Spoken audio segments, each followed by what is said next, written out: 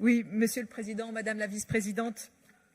En réalité, ce rapport ne doit pas nous tromper. Il ne s'agit pas du tout du bilan de la politique régionale en matière d'aide aux entreprises et de développement économique. Ce bilan recense simplement nos obligations en matière d'aide aux entreprises au regard du droit européen. Ce bilan nous apprend en fait pas grand-chose, si ce n'est que la région soutient 87% des actions pour 168 millions d'euros.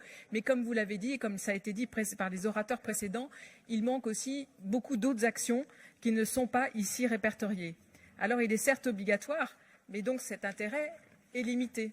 Ce qui nous intéresse plus, en revanche, c'est le vrai bilan de la politique économique de notre région.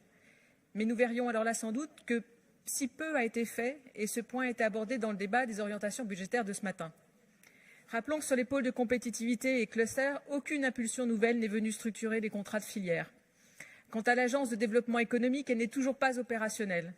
Elle est aux abonnés absents, si bien que, comme cela a été observé et partagé en commission, Madame la Vice-présidente, vous étiez là, je suis sûre que vous vous en souvenez, ce sont des officines qui approchent désormais les entreprises pour leur proposer de monter des dossiers de subvention sur lesquels elles prennent, elles, à l'inverse de l'agence dont c'est une des missions intégrées, des commissions pouvant aller jusqu'à 30% de la subvention régionale. Nous nous en sommes tous émus ensemble. Alors bien sûr, il nous a été répondu qu'elles avaient le choix, mais réellement, comment penser qu'une entreprise peut avoir vraiment un choix entre une agence qui, si elle fait son travail, lui propose une aide intégrée et gratuite par rapport à des officines privées qui vont lui facturer des montants excessif. C'est tout à fait anormal et c'est ce retard qui engendre des effets pervers.